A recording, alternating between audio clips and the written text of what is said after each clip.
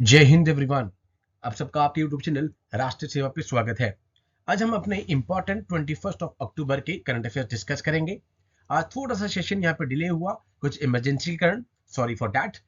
तो आज जो हमारा सेशन है उसमें जो सोर्सेस लिए गए हैं उसमें the Hindu, PIB, Indian express और डीडी न्यूज आगे से इन्हीं चारों सोर्सेस को हम रखने वाले हैं अपने करंट अफेयर्स में। नाउ हम अब स्टार्ट करते हैं without wasting the time, because आज ऑलरेडी सेशन थोड़ा सा डिले हो चुका है। सबसे पहली न्यूज यहां पर थी कि न्यूजीलैंड ने यहां पर वुमेन्स 2020 वर्ल्ड कप यहां पर जीत लिया है। सबसे पहली न्यूज यहां पे इंपॉर्टेंट है।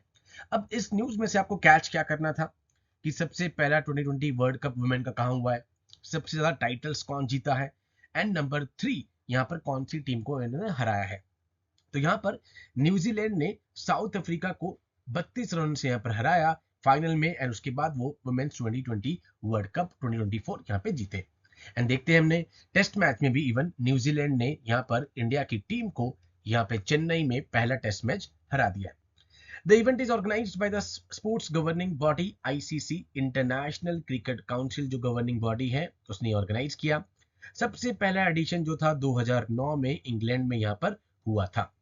तो कई बार आपसे इस तरह से फॉर एग्जाम्पल कोई भी ओलंपिक्स न्यूज में चल रहा है या पैरालंपिक्स, तो उसकी जो स्टैटिक पार्ट है वो आपसे पूछ लिया जाता है। तो सबसे पहला यहाँ पर वर्ल्ड कप कहां पर हुआ, इंग्लैंड में हुआ और 2009 में हुआ। जुलाई 2022 में आईसीसी ने अनाउंस किया कि जो बांग्लादेश है वो होस्ट करेगा 2024 का टूर्नामेंट, एंड जो इंग्लैंड है वो 2026 का यहाँ पर टूर्नामेंट करेगा। हर 2 साल के बाद आप देख रहे हैं कि वर्ल्ड कप आ रहा है, तो 2026 का जो एडिशन है उसको इंग्लैंड होस्ट करेगा। सबसे ज्यादा टाइटल्स किसने जीते हैं पूछ सकते हैं। ऑस्ट्रेलिया ने सबसे ज्यादा 6 टाइटल्स अभी तक यहाँ पे वुमेन्स 2020 वर्ल्ड कप में जीते हैं। तो इस तरह के कुछ स्टैटिक पार्ट आपको कि फर्स्ट कहां पर, अगला कहां होगा, सबसे ज्यादा टाइटल्स क्या है, ये आपको पता होने चाहिए ना। नेक्स्ट हमारे पास न्यूज थी, प्रधानमंत्री नरेंद्र मोदी जी ने यहाँ पे 3 एयरपोर्ट्स को इनोग्रेट किया अंडर रीजनल कनेक्टिविटी स्कीम, जो कि चलाई थी उड़ान, उड़े देश का आम नागरिक।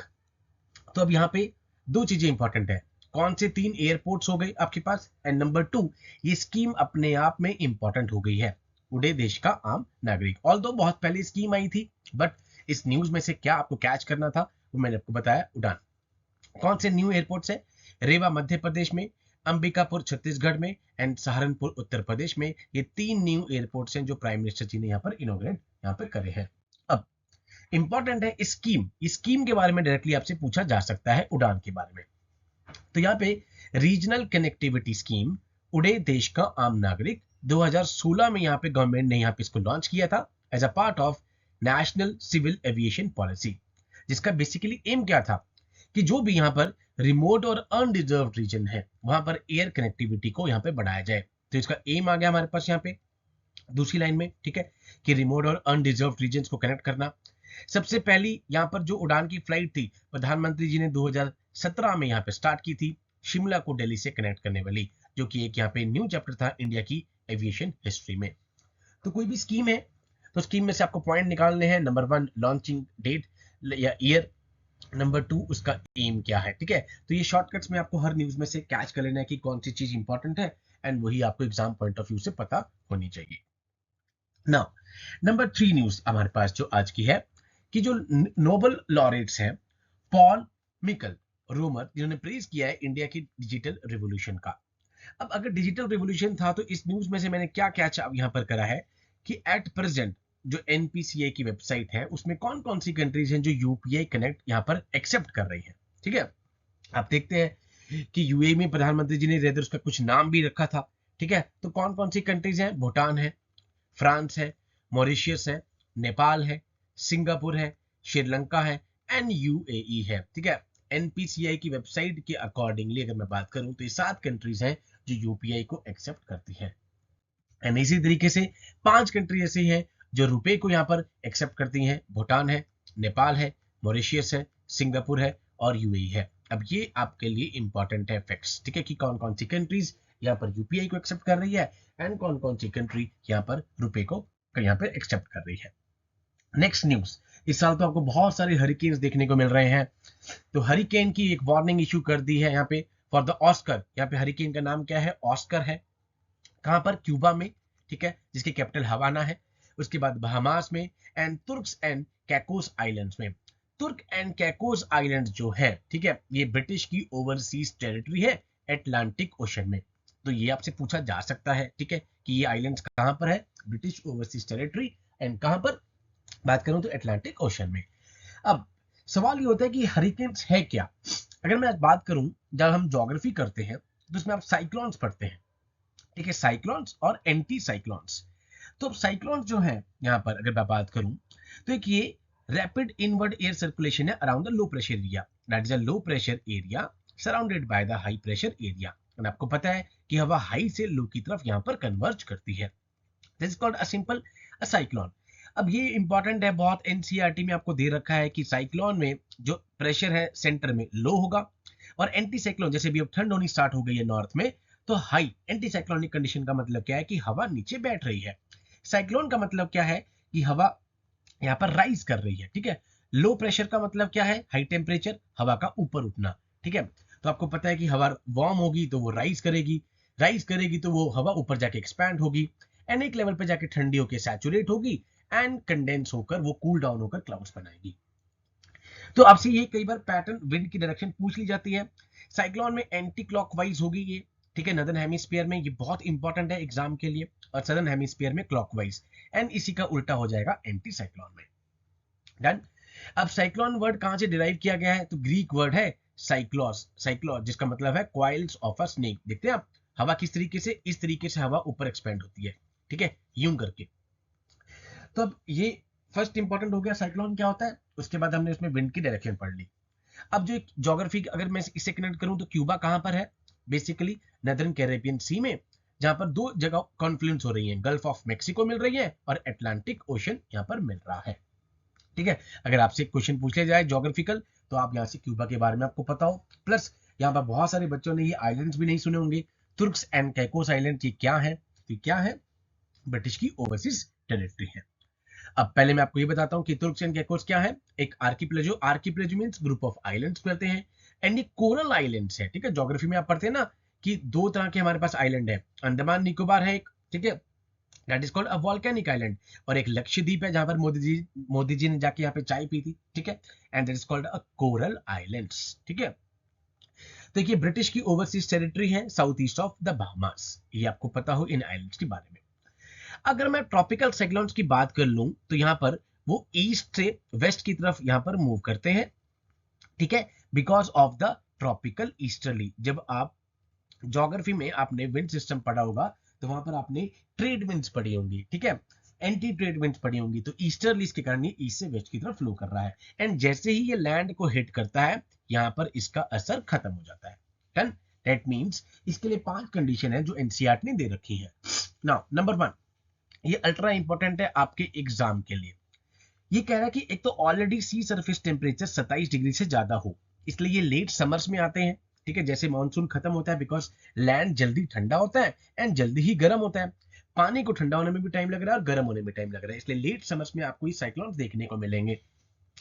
तो अगर मैं बात करूं अरेबियन सी और बे ऑफ बंगाल इंडिया की, तो आपको पता है कि मेजर बड़ी बड़ी रिवर अरेबियन सी में आती हैं, इसलिए हमें देखने को अरेबियन सी में ज्यादा मिलते हैं as compare to the bay of Bengal. Okay, तो ये कह रहा है कि पानी में 27 डिग्री से ज्यादा पहले से हो। नंबर 2, कोरियलिस फोर्स की प्रेजेंस हो। Now what is this Coriolis force, earth की रोटेशन के कारण यहाँ पर एक फोर्स जनरेट होती है, that is called Coriolis force, जो कि इक्वेटर पे अगर मैं बात करूं, that is Coriolis force is directly proportional to sine of theta. अगर हम इक्वेटर की बात कर लें तो इक्वेटर पे 0 डिग्री है तो साइन ऑफ 0 0, एंड पोल्स पे साइन 90 इज 1, तो दैट मींस इक्वेटर पे कोरियलिस फोर्स 0 है, एंड अगर मैं बात करूं पोल्स पे तो वहां पर मैक्सिमम है। एंड खाली कोरियलिस फोर्स ही यहाँ पर रिस्पॉन्सिबल नहीं है, इसके साथ ही ग्रेविटेशनल फोर्स अभी आती है, प्रेशर ग्रेडियंट्स आते हैं, जिसके कारण हम देखते हैं कि हवा इस तरीके से डेविएट होकर ऊपर मूव कर रही है, ठीक है। बट यहाँ पर आपके लिए इस एग्जाम के लिए खाली आपको इतना ही पता हो, कोरियलिस फोर्स, इसलिए इक्वेटर पे कभी भी ये ट्रॉपिकल साइक्लोन्स नहीं बनते हैं, बिकॉज कोरियलिस फोर्स 0 होती है। तो नंबर 2, ऑलरेडी यहाँ पर प्रेजेंस ऑफ कोरियलिस फोर्स चाहिए। Now number 3 is small variation in vertical wind speed, इसको विंड स्पीड को कई बार विंड शेयर भी कहते हैं। विंड शेयर का मतलब क्या है, विंड की स्पीड में यहाँ पर जो है डिफरेंस, यहाँ पे जैसे जैसे हम हाइट्स पे जा रहे हैं, एट डिफरेंट हाइट्स जो विंड की यहाँ पे डिफरेंस वो होता है, स्पीड होती है, उसको बोल देते हैं हम यहाँ पर विंड शेयर। विंड की स्पीड में। तो उसमें बहुत स्मॉल वेरिएशन चाहिए, दैट मीन्स यूनिफॉर्म चाहिए यहाँ पर, तभी ट्रॉपिकल साइक्लोन जनरेट होंगे। नंबर 4, ऑलरेडी वहां पर लो प्रेशर एरिया बना होना चाहिए, ठीक है, जिसको हम बोल देते हैं लो लेवल साइक्लोनिक सर्कुलेशन। जैसे कि मैंने आपको बताया कि ऑलरेडी यहाँ पे अगर गर्म होगा तो इसके ऊपर की हवा भी गर्म होगी।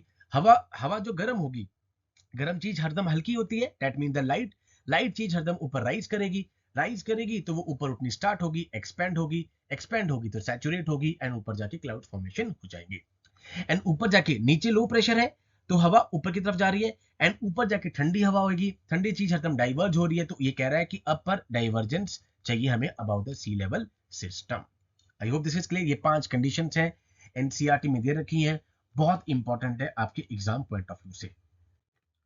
नाउ अब यहाँ पे ट्रॉपिक, इसके साइक्लोन्स के नाम अलग अलग जगह पे है, ठीक है। अगर मैं आपको बात करूं इक्वेटर, जब यहाँ पर तो साइक्लोन बनते नहीं, ट्रॉपिक्स ट्रॉपिक्स पे जो आ रहे हैं दैट्स कॉल्ड ट्रॉपिकल साइक्लोन्स। उसके बाद टेम्परेट रीजन पे जो आते हैं उनको बोलते हैं टेम्परेट साइक्लोन, एंड उसके ऊपर हमारे पास आ जाते हैं पोलर वर्टेक्स। तो इन्हीं साइक्लोन्स के अलग अलग नाम है। फॉर एग्जाम्पल इंडियन ओशन में इनको ट्रॉपिकल साइक्लोन्स बोल रहे हैं, अटलांटिक ओशन जहां पर अभी आया है वहां पर इसको हरिकेन्स बोल रहे हैं, साउथ चाइना सी और वेस्टर्न पैसिफिक में इसको टाइफून्स बोलते हैं, ऑस्ट्रेलिया में इनको विली विली बोलते हैं, एंड जापान में इनको टाइफू के नाम से जाना जाता है। एंड अगर यूएसए की अगर हम एक वो देखें तो वहां पर उसको टोर्नेडो भी कहा जाता है, ठीक है। तो ये आपके लिए इंपॉर्टेंट है, इसके नाम ये सारी चीजें सेम ही है, that is called tropical cyclones. Now next news हमारे पास थी इंडियन एक्सप्रेस में, Khalistan extremist Canada deep assets Trudeau destroyed ties Indian envoy. Now इस न्यूज में हम इस पे कुछ नहीं जाएंगे बिकॉज गवर्नमेंट ऑफ इंडिया और कनाडा आपस में जो भी है ये डिस्कस कर रहे हैं, ठीक है। बट इसमें आप देखते हैं कि जो यहाँ पर इंडियन एनवॉय थे, दे एक्यूज सम G7 नेशन की, G7 नेशन को उन्होंने एक्यूज किया है। तो नाउ G7 नेशन क्या है, ये आपके लिए इस न्यूज में से इंपॉर्टेंट था। ये ग्रुप ऑफ 7 है जो कि एक इंटर गवर्नमेंटल, एक पॉलिटिकल और इकोनॉमिक फोरम है। ये कंट्रीज आपसे पूछी जा सकती हैं एग्जाम में, बहुत इंपॉर्टेंट। नंबर 1 कनाडा है, नंबर 2 फ्रांस है, नंबर 3 जर्मनी है, नंबर 4 इटली है, नंबर 5 जापान है, नंबर 6 यूनाइटेड किंगडम है, and number 7 United states of America है। अगर हम बात कर लें यूके, तो कई बार बच्चे पूछते हैं कि यूके के अंदर क्या है, तो यूके के अंदर आपके पास वाइन्स आएगी, जिसमें वेल्स डब्ल्यू से, IN से नदरन आयरलैंड आएगा, E से आपके पास इंग्लैंड आएगा, एंड S से आपके पास स्कॉटलैंड आएगा, ठीक है। तो इस न्यूज में से G7 आपको कैच करना था। इसके अलावा गवर्नमेंट ऑफ इंडिया जाने और कनाडा की सरकार जाने, वो आपस में अपने आप इस चीज को सॉर्ट आउट कर रहे हैं, ठीक है। हम इसमें कोई भी कमेंट करने वाले नहीं बनते हैं, हमें G7 जरूर पता हो जो हमारे एग्जाम में हिट कर सकता है ना। नेक्स्ट न्यूज हमारे पास PIB की थी, एक ज्वाइंट मिलिट्री ट्रेनिंग है यहाँ पर इंडियन एयरफोर्स और सिंगापुर की एयरफोर्स के बीच में। 21 अक्टूबर आज के दिन इंडियन एयरफोर्स और साउथ अफ्रीका की जो यहाँ पर एयरफोर्स है उन्होंने 12वां एडिशन स्टार्ट किया है अपना GMT का, ज्वाइंट मिलिट्री ट्रेनिंग एक्सरसाइज। कहां पर शुरू करी है, वेस्ट बंगाल में कलाई कुंदा एयरफोर्स स्टेशन में, ठीक है। 12वां एडिशन ये होगा। बेसिकली हर एक्सरसाइज में आप देखते हैं कि जो भी बायलेटरल एक्सरसाइज है वो इंटर ऑपरेबिलिटी बढ़ाती है, कॉम्बैट रेडीनेस को शार्पन कर रही है, एंड बेस्ट नॉलेज को यहाँ पर एक्सचेंज किया जा रहा है और प्रमोट किया जा रहा है दो एयरफोर्स के बीच में, ठीक है। इसमें हम देख रहे हैं कि जो यहाँ पे रिपब्लिक ऑफ सिंगापुर की जो एयरफोर्स है वो पार्टिसिपेट कर रही है अपने लार्जेस्ट कंटिजेंट के साथ अब तक के, एंड उसमें एयर क्रू है, उनके सपोर्ट पर्सनल है, F-16 से F-15 स्क्वाड्रन है, G-550 airborne early warning control है, एंड C-130 एयरक्राफ्ट है। वहीं अगर इंडियन एयरफोर्स की तरफ से देख लें तो रफाल आपके पास आ रहा है, मिराज आ रहा है, सुकोई 30, तेजस, MiG-29 एंड जगुआर एयरक्राफ्ट आपको यहाँ पर पार्टिसिपेट करते हुए दिखेंगे। इंपॉर्टेंट, इसमें से कोई भी 5th जनरेशन फाइटर जेट नहीं है। इस लास्ट टाइम यूपीएससी ने प्रीलिम्स में क्वेश्चन भी पूछा, ठीक है। सो कोई भी इस 4.5 है, 5th जनरेशन अभी कोई भी नहीं है। तो ये थे आज के इंपॉर्टेंट करंट अफेयर्स। थोड़ा सा सेशन यहाँ पर डिले हुआ बिकॉज अदरवाइज 7 और 8 के बीच में अप्रोक्सीमेटली मैं सेशन को डाल देता हूँ, बट आज कुछ ऑफिस में इमरजेंसी के कारण यहाँ पे हल्का सा डिले हुआ, इसलिए आज के लिए सॉरी। बट आज की न्यूज आपके लिए बहुत इंपॉर्टेंट है। अगेन ये सोर्सेज हैं आपके, PIB है, इंडियन एक्सप्रेस, DD न्यूज और द हिंदू, ये सारे सोर्सेज लिए गए हैं। एंड धीरे धीरे सेशन देख के आपको पता लग ही रहा होगा कि किस तरीके से कौन सी न्यूज में से आपको क्या कैच करना है, क्या आपके एग्जाम में पूछा जा सकता है। So with these words I conclude my today session. Jai Hind to all, take care.